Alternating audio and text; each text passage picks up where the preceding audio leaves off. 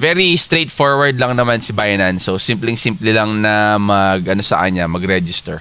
And then, pag naka-register na kayo, login tayo.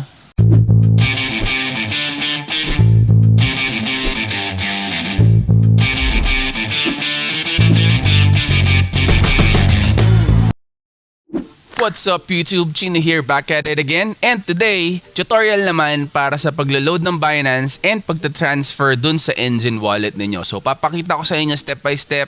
Kailangan lang mag-sign up kayo sa Binance na account ninyo. And then pakita ko na sa inyo paano yung pag-check dun sa P2P, yung pagbili kung kanino man mga nagsisell or nagbebenta ng USDT or Ethereum.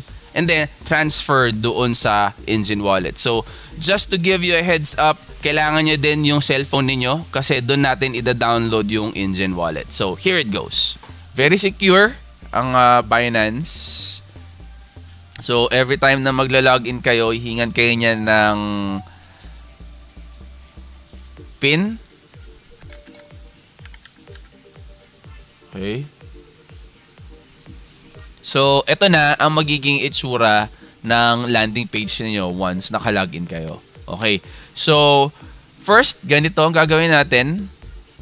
Pwede kayo mag-load via credit card, pero merong mga ibang credit card kasi na hindi ino-honor ang crypto. Pero mas madali mag-load kung credit card ang gamit ninyo.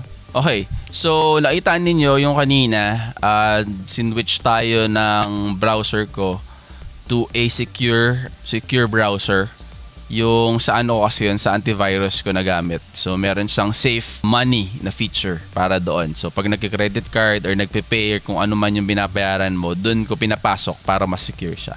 So, yun yung credit card, mas madali siya, pero dito tayo sa P2P trading since mas marami yung nagtitrade using yung bank account or GCash or yung mga iba pang other payment options. Ayan, yung mga payment options natin nandyan. Pwedeng bank transfer. Pero ito, yun yung payment options niya guys, sorry. Yun yung payment options niya pag CNY or Chinese money kasi yan.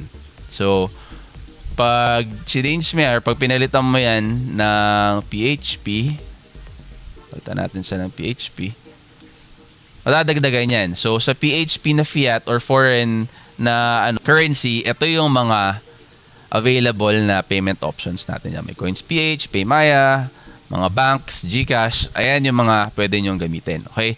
So, Ethereum, ang purchase natin, yan yung binili ko nung sa akin. So, kunyari, ang gusto lang natin na payment option is GCash. Click lang natin yung buy.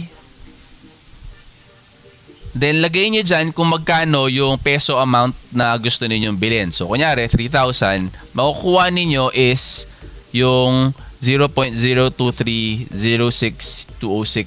na Ethereum. Okay? So, hindi natin kasi po pwedeng i-click yung buy ETH dahil mapipenalty tayo or mafa-flag tayo ni Binance. Baka maban yung account natin.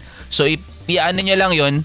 I-click nyo lang yung buy ETH pag sigurado na kayo. Okay? So, 15 minutes guys ang bibigay na time limit ni Binance. Pag kinlik mo yung buy ETH, 15 minutes starts there. Kailangan makapag-place ka na ng payment bago matapos yung time period. And lalabas sa right side, pag kinlik mo yung buy ETH, meron kayong chat box ni seller nung nagbebenta nung ETH. So, makakapag-communicate kayo. Now, ang process niyan kasi is parang middleman si Binance. Kaya maganda pag bumibili tayo dito, very safe. Lalo na pag mga trusted na mga sellers ang nandyan.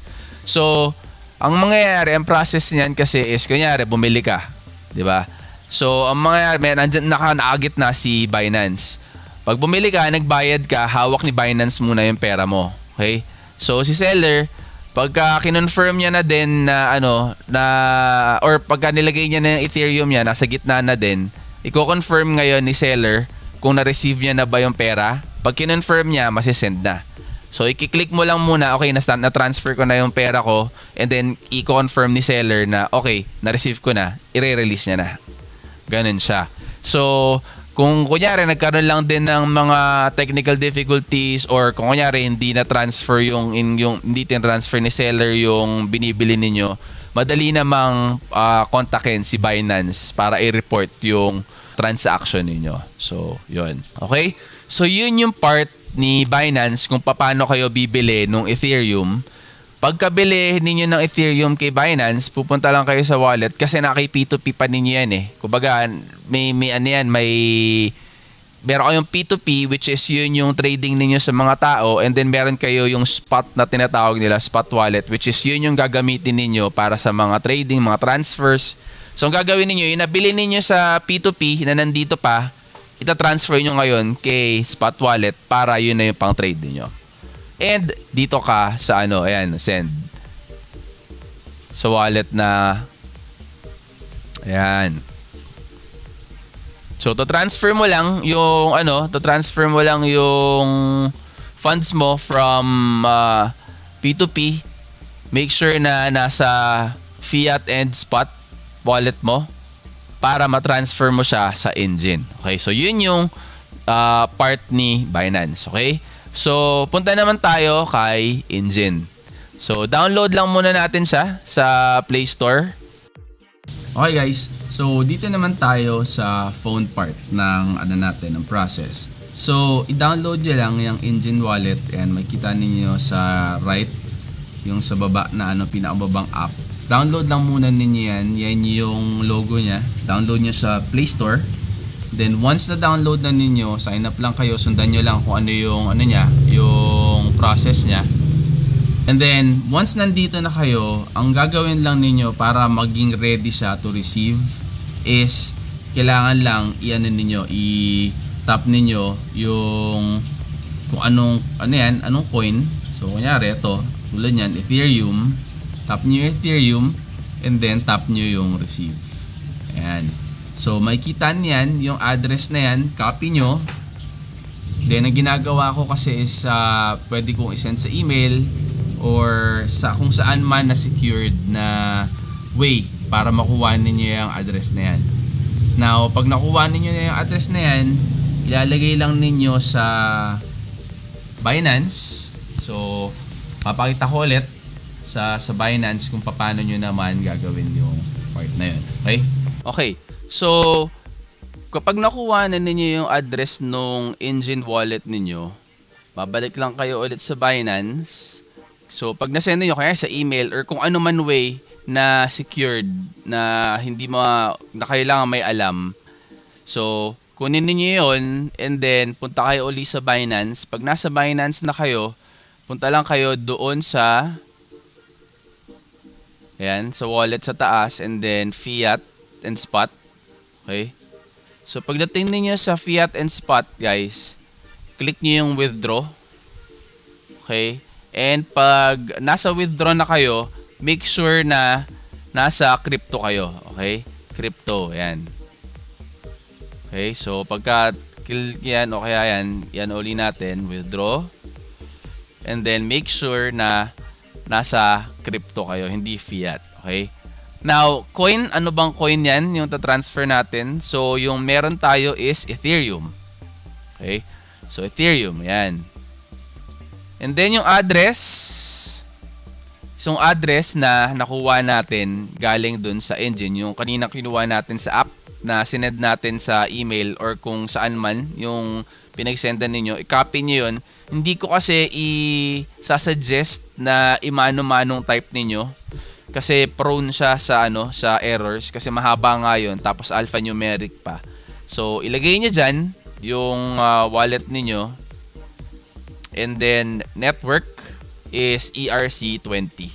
Ito. 'Yan yung gagamitin ninyo. Okay? So guys, be aware lang din. Siguro naririnig na ninyo yung gas fees. So, yung gas fees is yung parang pinaka-transaction fee ninyo sa pag-transfer ng pera papunta sa kung ano mang wallet yan or papunta sa ibang address. Okay? So, consider din nyo yun kasi kung saktong-sakto lang, kunyari $11 ang kailangan ninyong dumating dun sa Engine wallet ninyo tapos worth $11 lang yung niload ninyo na Ethereum. Pagka tin-transfer nyo yun, ang dadating na lang dun sa Engine Wallet ninyo is baka $5 or $6 na lang kasi syempre nabawasan na nung gas fees. Tapos pagka nasa Engine Wallet na ninyo and then bibili na ninyo kung ano yung gusto ninyong bilhin doon sa game na pagta-transferan ninyo, ay gas fee na naman yun. So yung kumbaga kung $11 yung kailangan yung bilhin, mag-allocate na kayo ng enough na pera na kumbaga pasobra, may allowance lang para dun sa gas fees. So, kung kunyari, $11 yung babayaran ninyo, siguro mga $25 i-load ninyo, baka safe na yung ganon. Okay? So, I leave it up to you para sa decision nyo kung magkano yung ilalagay ninyo na extra pera to allocate doon sa gas fees. Okay?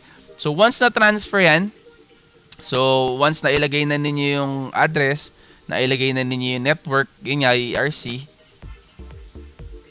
so meron niyang mga approvals like katulad nito, yung yung last na tinransfer ko. So yan. Hindi siya instant, so hindi siya katulad ng GCash or yung mga ibang mga transaction na pag send mo nandun na agad, okay? Dumadaan kasi sa mga networks yung pag-transfer natin. So it may take some time. Mga ilang minutes lang naman, hindi naman umaabot ng oras o araw yan. So mga ilang minutes lang, siguro 15 minutes to be safe, pero minsan depende sa sa bilis, mas lesser ng 15 minutes dumadating na siya. Okay? So once na nagawa na ninyo to, pwede niyo nang abangan dun sa Engine Wallet ninyo yung pera or yung Ethereum yung Ethereum na sinend ninyo. Okay? So ganun lang kasimple yung pag-load or paglalagay ng pera or Ethereum or kung ano mang mga coins or cryptocurrency sa Binance Wallet ninyo and then pagta-transfer doon sa Engine Wallet. Sana nakatulong.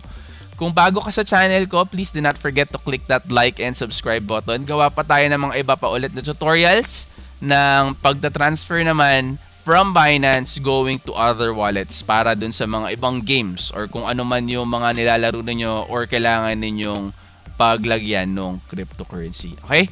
So, thank you for watching. I know medyo mahaba pero sana may natutunan. Until the next video.